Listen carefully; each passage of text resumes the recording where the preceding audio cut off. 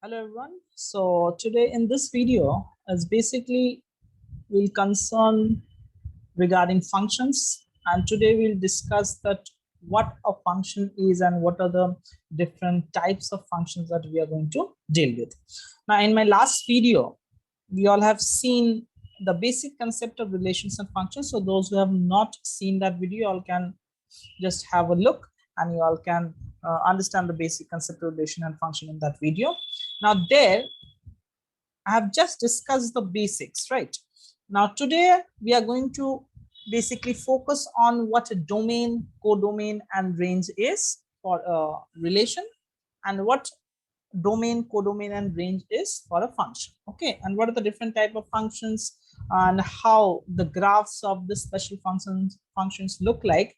These things we are going to see today. Okay, so I'm Michael Datta. Y'all are watching Ganitmatics. Ab har sawal hoga solved.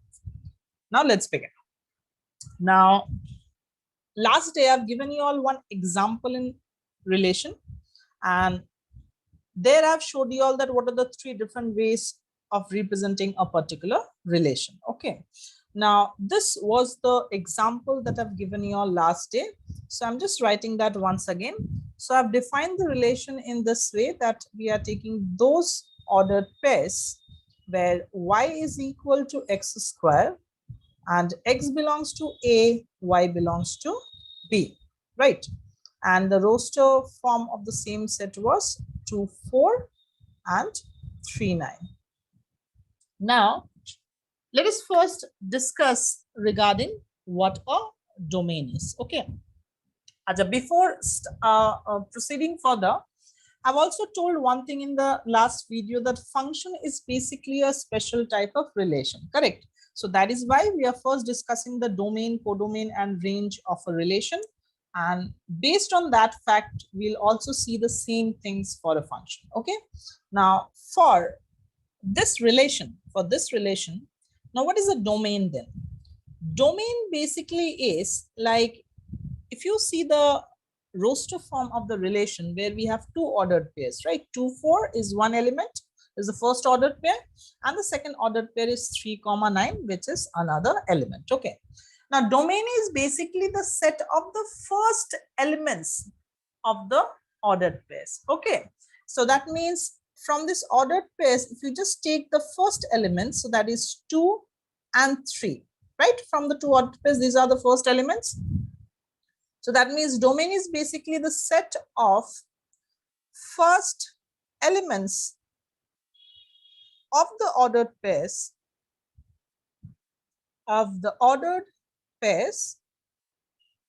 present in the relation. Okay, very simple. Now in the same way, now what is range then?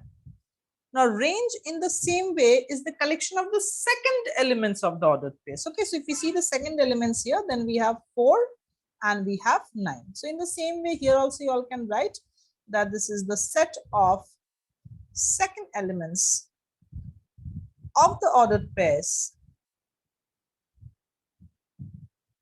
This is so that you all can remember the concept later on. For that you all may make a note of it, present in the relation. Okay, so this is what domain and range for a relation is all about. And the last thing was the codomain. If you all remember, we have discussed that this relation was actually from A to B. Okay, so now codomain is basically nothing. It's basically the second set. Like if a relation is defined from A to B, then the entire set B is basically the codomain. Okay, so just remember this thing. So this is what a domain, range and codomain for a given relation. Okay, I hope with the help of the example, I hope you all have understood the concept quite clearly. Now this was regarding a relation. Now then, how is it different for a function? Now let's see. Now since we all have already discussed functions in the last video, so the basic you all already know. Those who don't know, you all can watch that video first and then you can just continue with this. Now there, if you all remember, we have discussed that function is something in which each and every element of the first set have a image, have one and only one image in the second set, right? That is what the function was. So basically, if we think in that way, then let us consider a function which is from a set X to a set Y. Now, since in function, all the elements of the first set already involved, that means basically domain is the first set itself.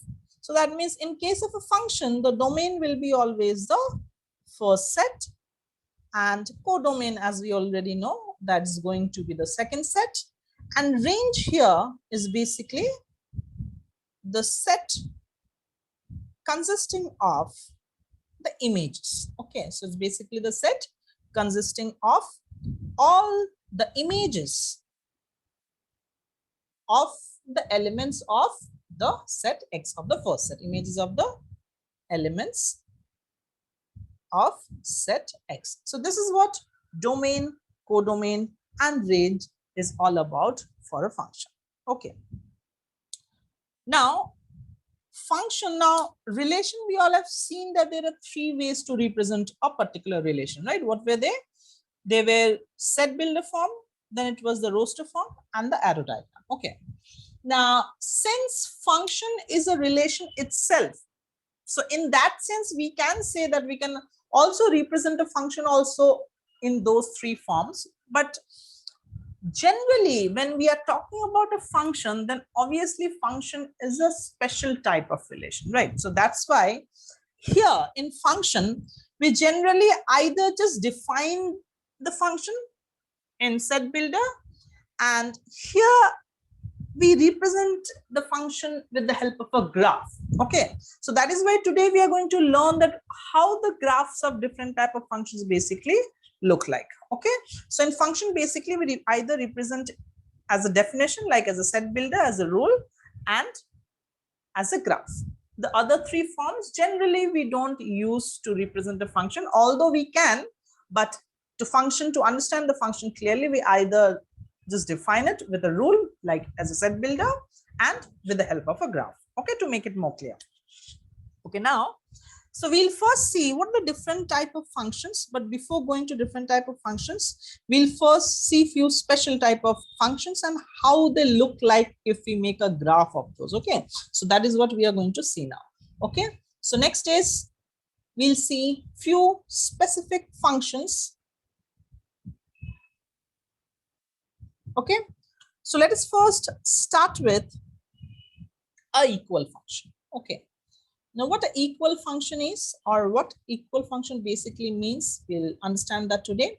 Like for example, suppose let us consider that we have two functions f and g. Okay, now these two functions are going to be equal only if these conditions follow. What are those? So what I'm basically trying to tell is that these two functions will be equal only if these are the things which is going to happen. So that means this is basically an if and only if case. So basically, if these two are equal, then these conditions will follow. And if these conditions follow, then we can say these two functions will be equal. So what are these? The domain of both the sets should be equal. So that means domain of f should be same as the domain of g, very clearly. So domains should be equal. Second is the codomains as well. That means the codomain of f should be same as the codomain of g.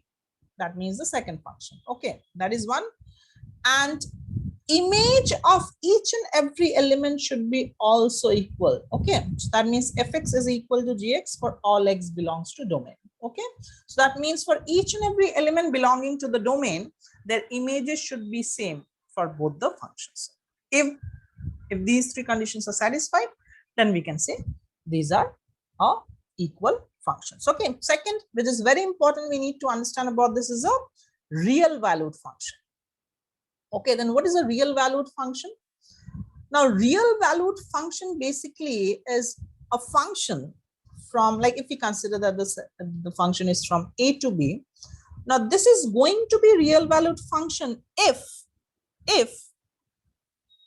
its range is either R means basically the set of real numbers, or a subset of R. Okay, so in both the cases. So that means basically the images should belongs to R. Okay, clear? So it can be the real number set itself or any subset of it, doesn't matter.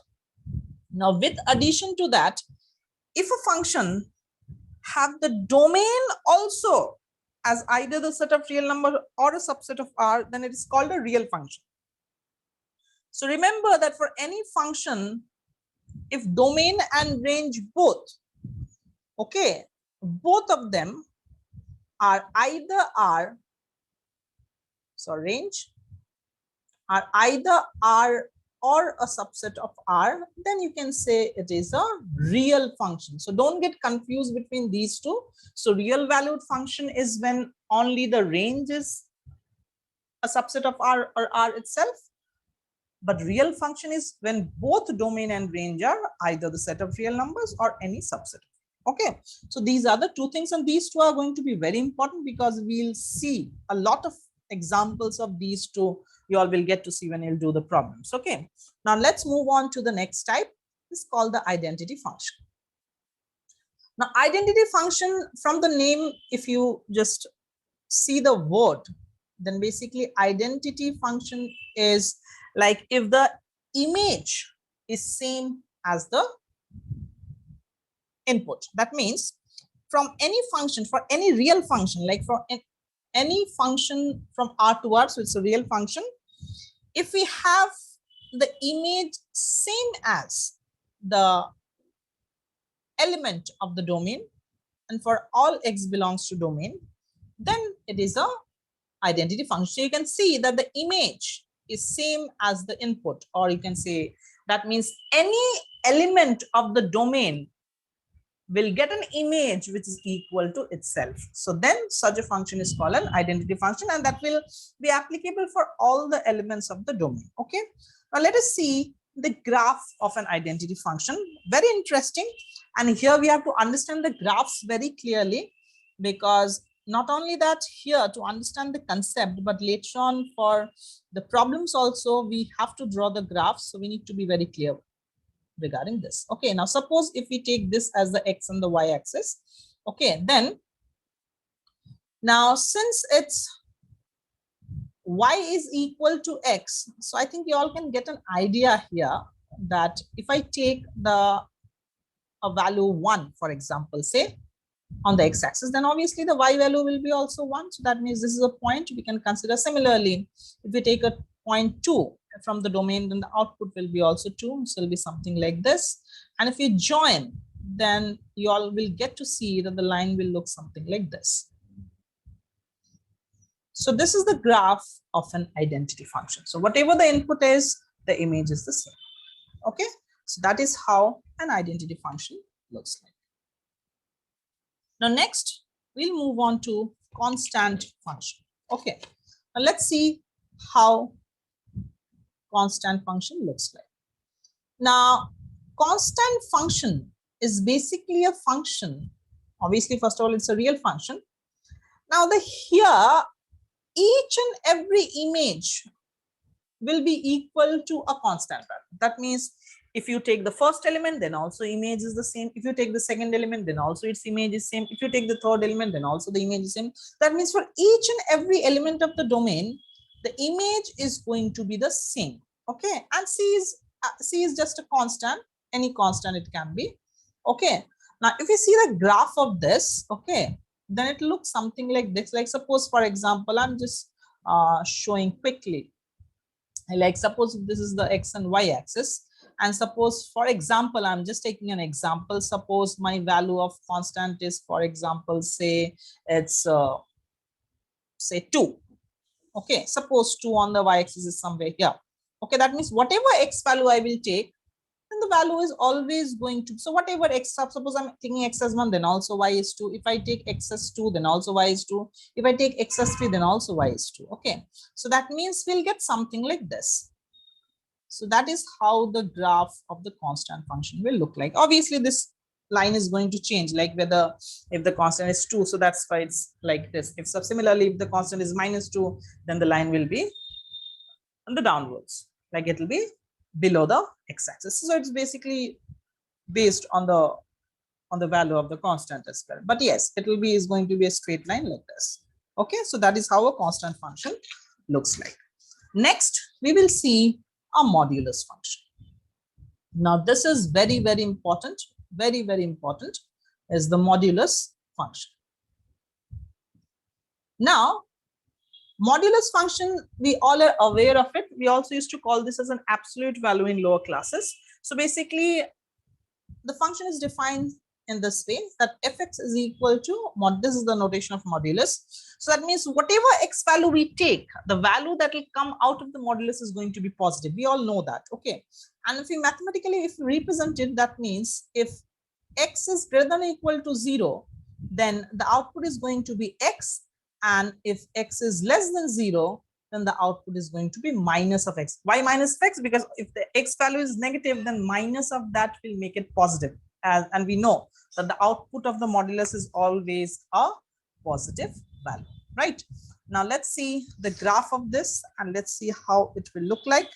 Okay, now let's first draw our x and y axis. Okay, so suppose this is my x and this is my y axis. I'm not writing it again and again because we don't have that much time, otherwise the video will be too long. Okay, so you all know that which one is the x and which one is the y axis. Now see here. Now, when x is positive, so when x is positive, then the output is what? Then the output is the same value, but it's a positive value, right? So that means if x is greater than or equal to 0, that means 0 is a part of the solution, right? So if 0 is a part of the solution, then origin is already there. Okay, and we'll keep on getting values like this, because this part will be same as the identity function. Like for every x greater than or equal to 0, we are getting the image as x only. So we are getting a line like this. But when we are taking a negative value, then the output is minus of x, obviously to make the value positive overall. So that means similarly, it will come on the left side, because for every x negative value, the output is minus of x, so it will come something like this. Okay,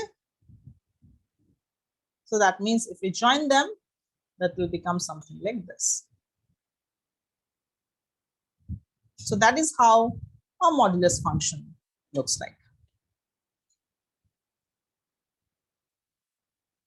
So y is positive, but for the x to be positive, we are getting a line array basically on the right, and for x to be negative, but y is still the positive, so that's why we're getting a array on the left side.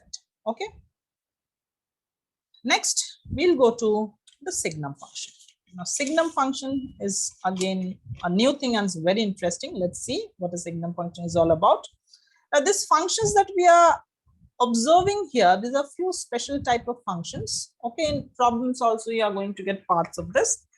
This type of functions you'll get in problems as well. Now, basically a function from R to R, so it's a real function, is a Signum function which is defined in this way. Like fx is the value of x, fx is 1, like the image is 1 if the input is positive, the image is 0 if input is 0, and the image is -1 if the input is less than 0. So if the input is positive, you're getting a 1 as output. If x is 0, if the input is 0, the output is 0, and if the input is negative, then the output is a -1. So this is what a Signum function is. And let's see if we draw a graph of this function, then how it will look like. Okay, so I'll just make it on the right side here. We have a space, so let's make it here. So let me take the x and the y axis first. So suppose this is my x and y axis. Okay, now see, as we told here, now let me mark few points here so that it becomes easier for us. So this is my origin, this is 1, and this is -1.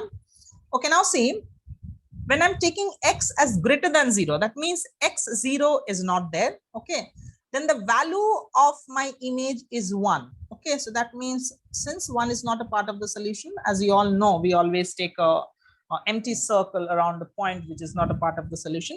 So that means this is my x. Now the y is 1, so that means the value will always come to this side, towards the positive side, right? Because we are taking the positive values of x, and y is 1 in that case. Okay.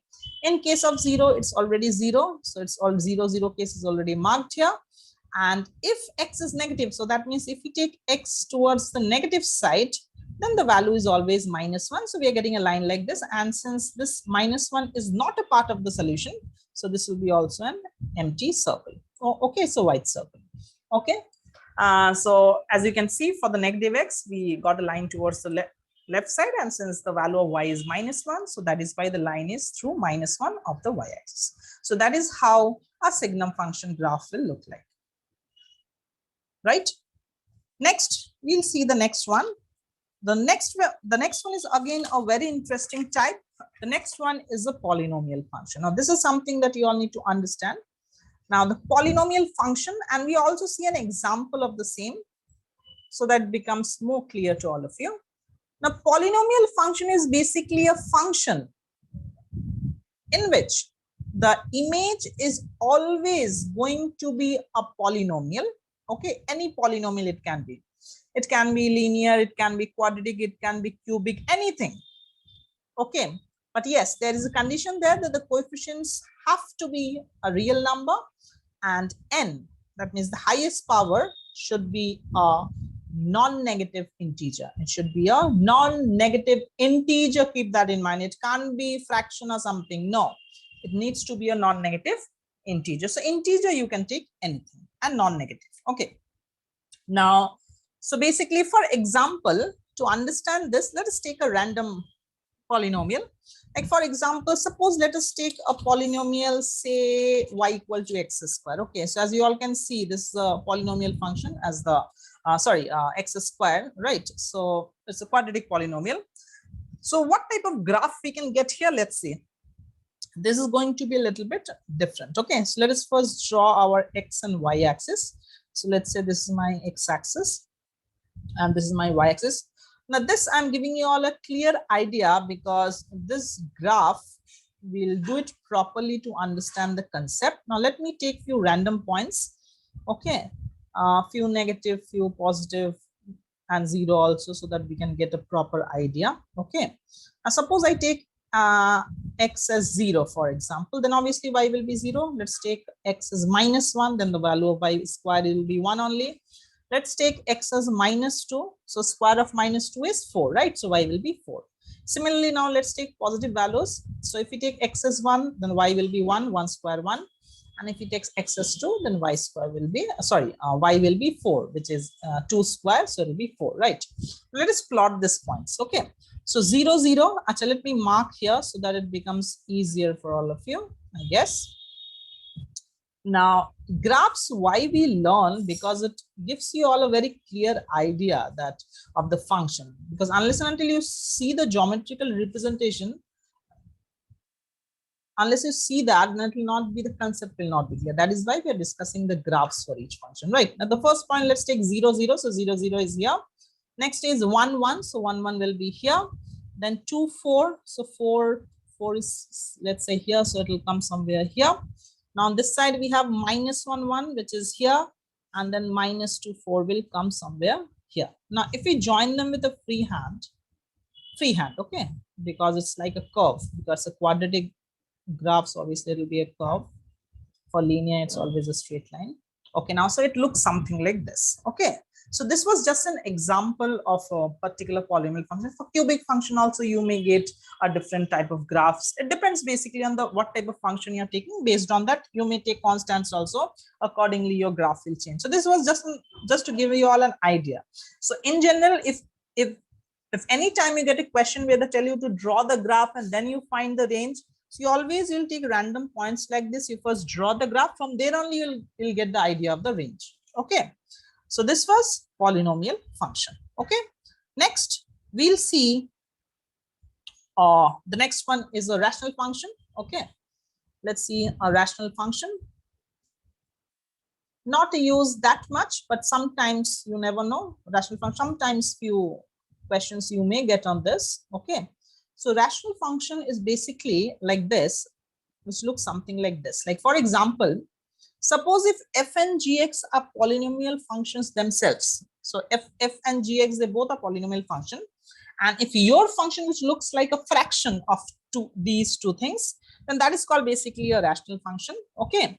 And for example, let us take the function as 1 by x. So you'll see here, it's look like a fraction where both the numerator and denominator, the both are polynomial functions itself, right? If we plot this, then you all will get the graph something like this. You all can try later on taking random points and you all can do it. So basically the function will look something like this. Okay, like if you plot, then it looks something like this. You all can check it, no problem. Keep in mind that x you can't take 0, as we all know that if the denominator is 0, then it will be a not defined case. So that's why 0 we can't take. But you can check, like if you take, see, like if you take input as 1, then the output is 1. So this is the point 1, 1. Similarly, you take, suppose you take input as 2, then fx will be how much? Half. So suppose if this is 2, then and this is half, then the line is basically coming closer to the x-axis on this side, and similarly on the upwards it will be closer to the y-axis. Okay, and if you take negative values, like for example, you suppose if you take x as -2, for example, then what will be the output? Will be minus half. So -2 minus half. So this is the point, right? So this curve is basically an idea, like if we join all such points, then we'll be getting something like this. Okay, and similarly for -1, it will be -1, so it's like this. Similarly, you can take more values. You can take x as, say, you can take -half.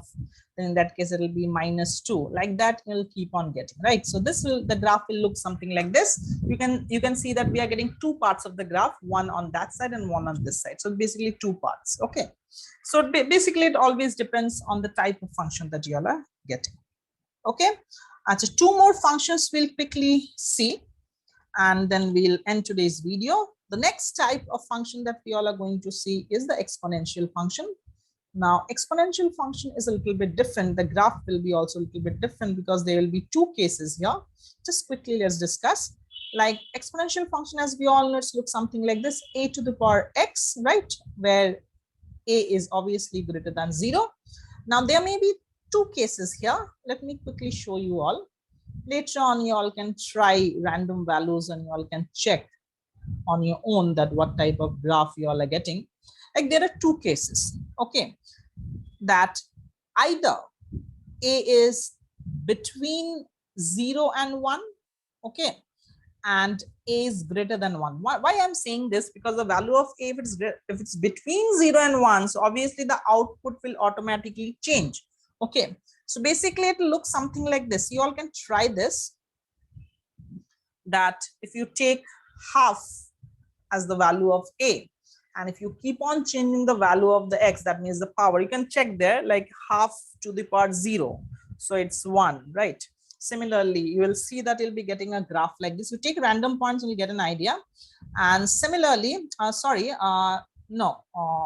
it'll look something like this. Sorry, I made it for a greater than 1. This will look something like this. It'll look something like this. Yes, right. And for greater than 1, it'll just the opposite case. It'll look something like this. Okay. So just keep in mind, you all can try this at, you can take random values and you all can try. Okay. Now the next is the logarithmic function.